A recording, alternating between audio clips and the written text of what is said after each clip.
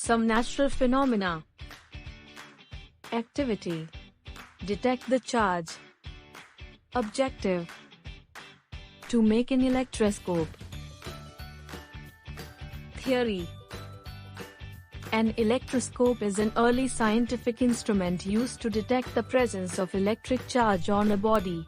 A gold leaf electroscope is a simple device which is used to identify the electric charge present in a body. Their operation is based on the principle of like-sign charge repulsion. When the metal leaves, which are electrically connected, become electrically charged, they push apart from each other. Learning outcomes. Students will be able to build an electroscope, describe the motion of charges inside an electroscope when touched by a charged object, conduction. Materials required. 1. Glass jar with lid. 2. 2-inch of plastic straw. 3. 10-inch of 14-gauge copper wire. 4. Hot glue. 5. Pliers. 6. Balloon. 7. 2. 2-inch square pieces of aluminum foil. Did you know? By suspending pieces of tape from a straw, you can build an electroscope, a device that detects electrical charge. If you place a charged electroscope in a vacuum, the leaves shouldn't discharge, but over time, they do. This discharge is due to high-energy particles hitting Earth from outer space, cosmic rays, and the products of these collisions were discharging the electroscope. Electroscopes were used by the Austrian scientist Victor Hess in the discovery of cosmic rays. Procedure. Safety tip. Get an adult to help you punch a hole in the lid. 1. Start by punching a hole in the jar lid large enough for the straw and copper wire to fit through. 2. Insert the straw into the hole and center it. Leave a couple inches of space from the bottom of the jar. Use the hot glue to secure the straw in place. 3.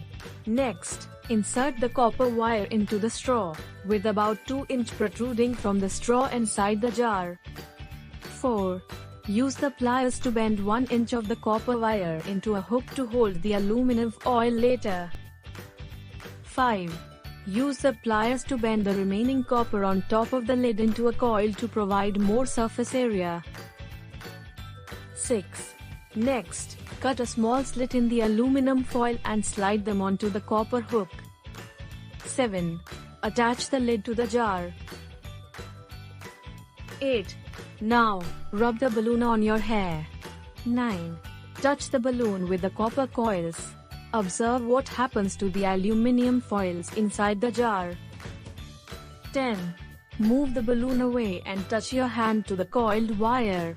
Observe what happens. Troubleshooting. Make sure you use the correct gauge wire. Thicker wire will conduct more electricity, thus producing a stronger result. Thinner wire, or fewer coils will not work as well. For the best results, make sure you thoroughly rub the balloon or other materials on your hair. They must accumulate a sufficient charge for the electroscope to detect it. Observation.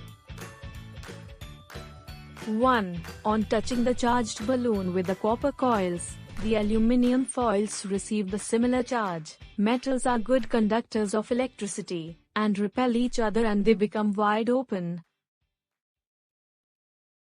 2. On touching the coiled wire with hand, the charge of aluminum foils will move to the ground through our hand and the aluminum foils will collapse. Conclusion.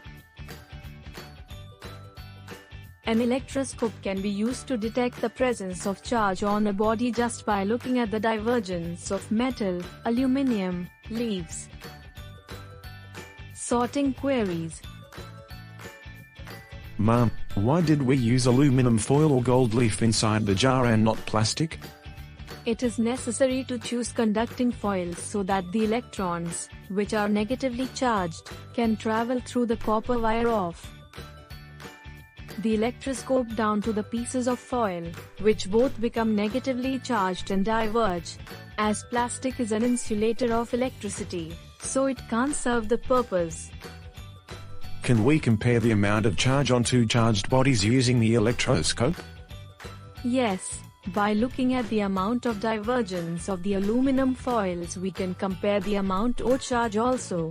If the aluminum foils show more divergence, body has more charge and vice versa.